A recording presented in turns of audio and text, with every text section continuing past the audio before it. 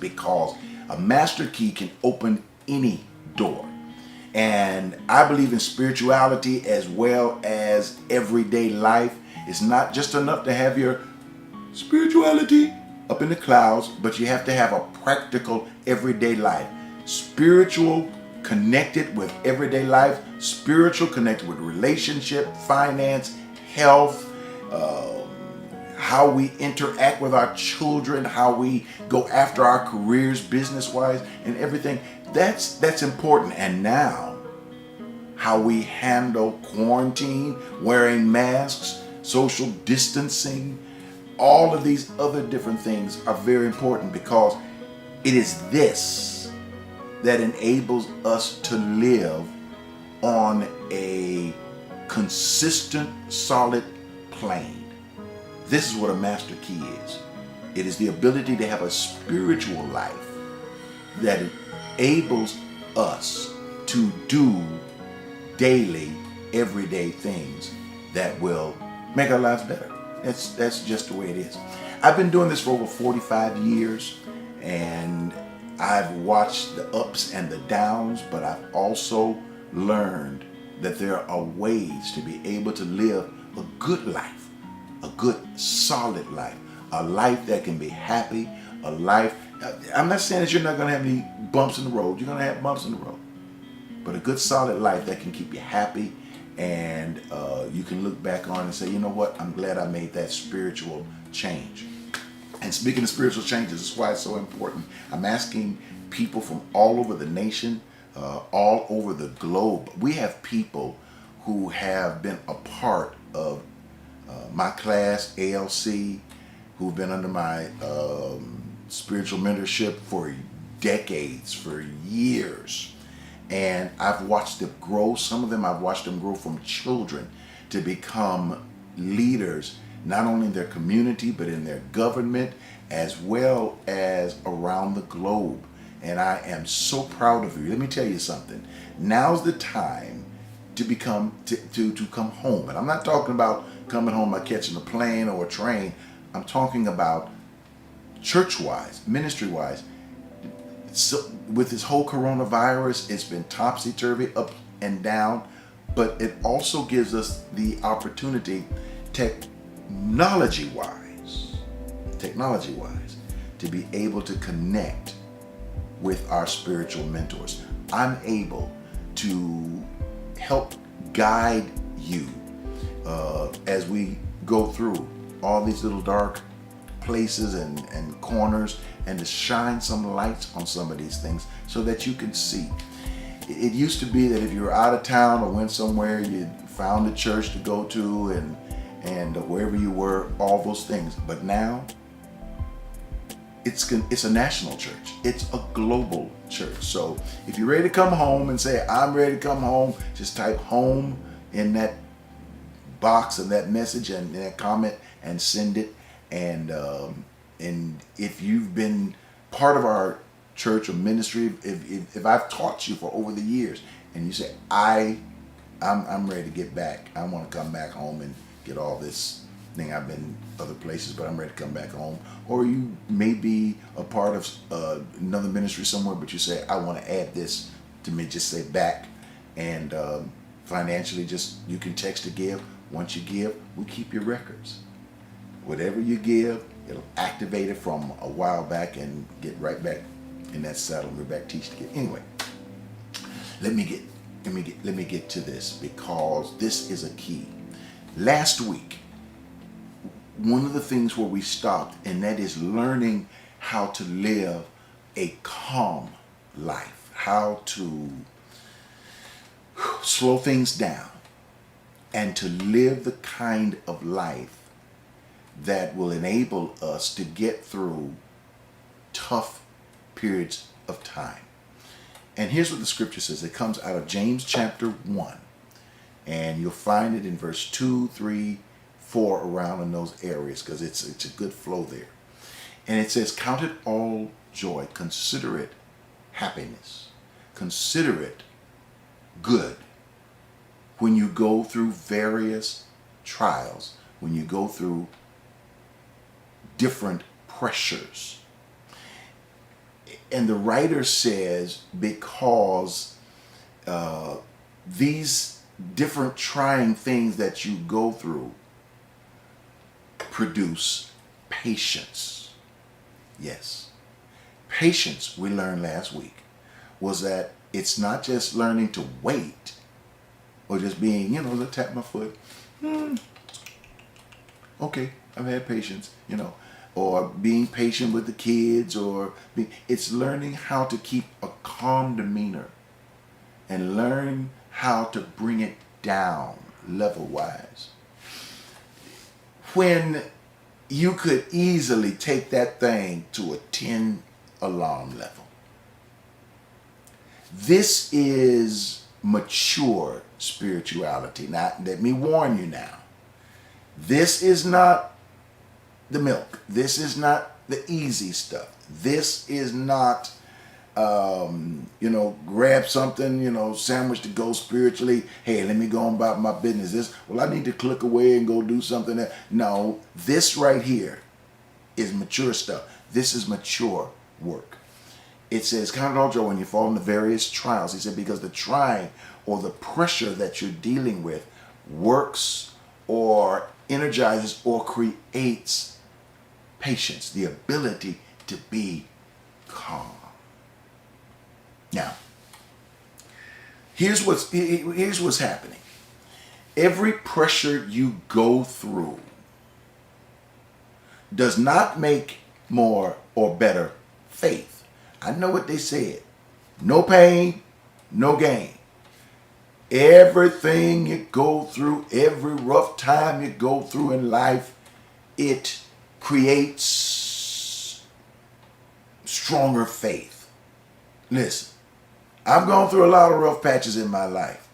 My faith did not get stronger because faith is not trying to strengthen your ability to hold on to what you believe. Faith is trust. I don't trust my parents more. I don't trust some people that I love more because I go through pressure or because I go through some hellish times. That doesn't make me trust the people that I love more. No.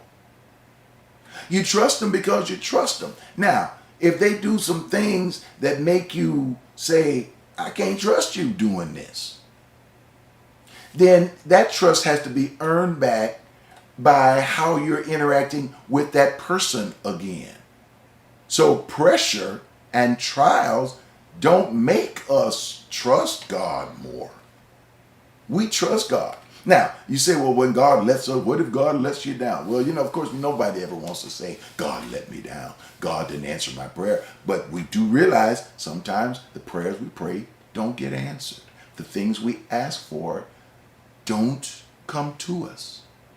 The things we want done don't get, I was going to say don't get did. It doesn't get done. And we ask ourselves the question, well, we don't want to say what's wrong with God. I think more than anything, it's how we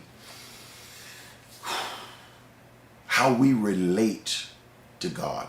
We're learning how to relate to the things of God more so than we've ever done before. And we're realizing that our spirituality takes practice. And no, we don't have it, or we don't have all the answers. I don't know where we got that from. I went to church for a couple of weeks. I got all the answers. I studied a few classes. I got all the answers. We learned that we don't have all the answers. I think if anything, coronavirus taught us we don't have all the answers because we still are waiting on this thing. That's some big pressure. Count all joy when you fall into some major pressure. For the trying of faith, this trying thing, this pressure thing, works patience. It works the ability. It teaches us how to train to be calm in all situations. It says, so let it have its time. Sit back and say, when you're going through this, you said, listen, this pressure, I don't know what I'm going to do with all this pressure, what's going on. But I know one thing. It's producing something in me. It is my ability to remain calm, my ability to remain the same way at all times. It says, let it have its perfect. The word perfect does not mean without sin or anything. It means complete. Let it have its complete work. Let it have its complete time so that we will lack or be without nothing. There's a place where you can have it all. And it begins right up here. It begins in how we think about things. Now, let's work on how do the nuts and bolts of how we can learn how to stay calm. Here's my number one thing. Number one, I teach people learn to breathe. You say, breathing? I go to church, I clap my hands, I listen to the choir sing. Why do I have to breathe? Well, you got to breathe if you want to get oxygen in your body. Breathing is the ability to begin that control. Because when we get stressed, when we get excited, what's the first thing you begin? Well, let me catch my breath. You see? See? We want to learn how to breathe because consistent breathing, it oxygenates our blood. It gets us to the point to where, as we're consistent in it, we keep our blood pressure, heart rate, all of that at the same rate. Now, I'm not saying it's not going to go up, but you got to practice how to breathe. One of the techniques that I teach people, and I teach it in my meditation classes, but I can just teach you just simply how to breathe, is as you take in, count to 4. This 1, 2, 3, 4. Take it in, and then breathe it out. 1, 2, 3, 4. Breathe in. 1, 2, 3, 4. Breathe it out. 1, 2, 3, 4. Don't try to hold your breath at the top of that 1, 2, 3, 4. If you try to hold it, it's just going to make it worse. So just breathe in that 1, 2, 3, 4. Breathe out. 1, 2, 3, 4. Now, learn to focus on your breathing. Here's what I mean by that. You can close your eyes if you like and see if you can imagine your breath as something cool, as cool air that you can see, and breathe it in. 1, see it, 2, 3, 4, and then breathe it out. Same cool air if you like. 1, 2, 3, 4. Breathe in. 1, 2, 3, 4. Breathe out. 1, 2, 3, 4. Now, if you got to take a faster breath, 1, 2, 3, 4, it's all right. Start it. 1, 2, 3, 4. 1, 2, 3, 4. Don't try to take more breath than you have to. Just, here you go. Focus on it. Focus on it. As a matter of fact, you can focus on your abdomen as you breathe in, going out, and breathing out, your abdomen coming back in. That's how you focus on it. Now, begin to slow it down just a little bit. 1, 2, 3, 4. 1, 2, 3, 4. Slow it down. And it's time to do it 3 times, 3 sets of them. 1, 2, 3. One more set. One more. And one more to complete the set. Here we go. 3, 4. 1, 2, 3, 4. Now, notice. You're breathing in a type of rhythm. Normally, I would have had you do it 10 times. But now you're breathing in a normal kind of rhythm. as you practice this, when you get up in the morning, you begin to practice. You do this for like 30 seconds, then for a minute. After a while, you do it for 2 minutes, then 3. The next week, you try going for 4 minutes to where you sit and you're just breathing and just letting it go. You're practicing this breath. Now, while you're doing this, in your mind, you can close your eyes if you like, keep them open. You can keep them open and focus on something that you're looking at. Just keep staring at it, or you can close your eyes and see numbers. So when you start going counting 1, 2, 3, 4, you don't have to count out loud. You of course can't count out loud and breathe at the same time. You see it in your head. You see the number in your head, 1, then the number 2, 3, 4. You can create some beautiful numbers in your head. You can create numbers that are in, they can have rhinestones on them, or, you can make them white letters on a black background, or you can make them black letters on numbers on a white background. Either way, you can flip them up like a Rolodex and just say 1, 2, 3, 4, 1, 2, 3, 4, and see those numbers go out. Now there are going to be 2 more techniques, but I'm not going to bore you with those other 2 techniques that come after that. As long as you got that basic breathing in and got the numbers going, guess what you're doing? You're learning to focus.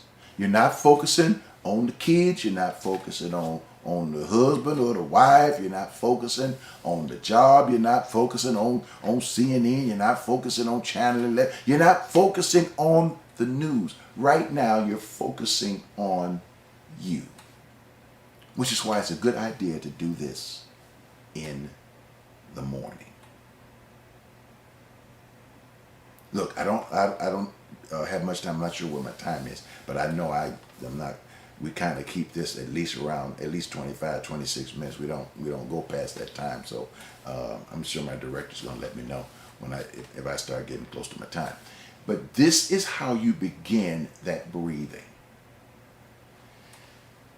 And this begins to slow your heart rate down. Let me tell you something how beautiful this is. Because when you add your other 2 techniques in it, your mindset, your thought process, and your neural pathways, all of this is important because you're learning to control the dread in your head. You're learning to control that horror film that wants to play in your mind and play over and over again and tell you what the coronavirus is going to do to you.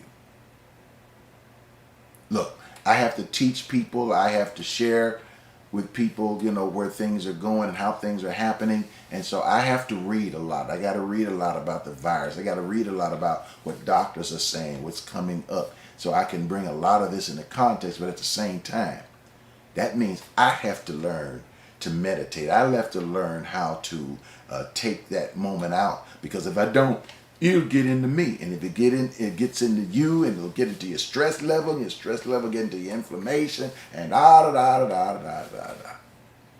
So you count it all joy when you fall into various trials, because the trying of your faith, the trying of all these things work with patience. So therefore, let your being consistent have its perfect, complete work. This is something you do every single day. Now, I'm going to show you one more thing that's going to help round this thing off, and how you can complete that one session. And that way, when you complete that one session, that's what's going to get you started in the morning and get you going. And I'm going to tell you something. You will be different for that entire day. It will last one day.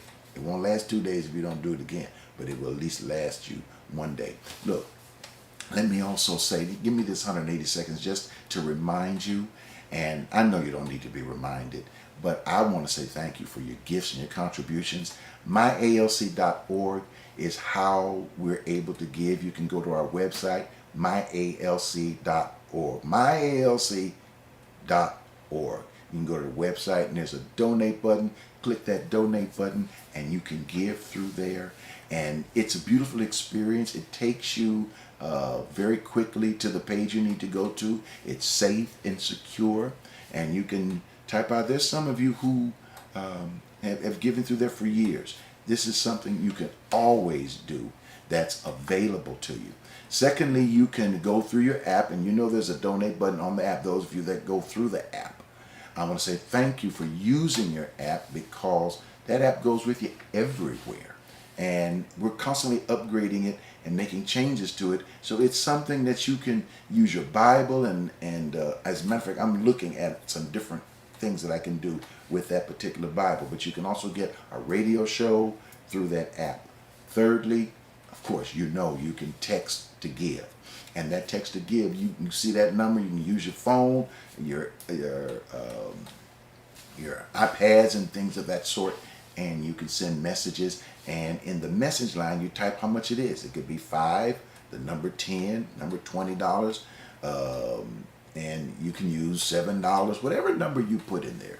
And the phone number that you send it to is 713-742-2035. 713-742-2035. And text it 713-742-2035. And it'll go through just like that. And you'll be able to look online and see your giving records and all those wonderful things. Those are good things. So not only thank you again, but remember, that's what keeps us going and keep these things coming to you.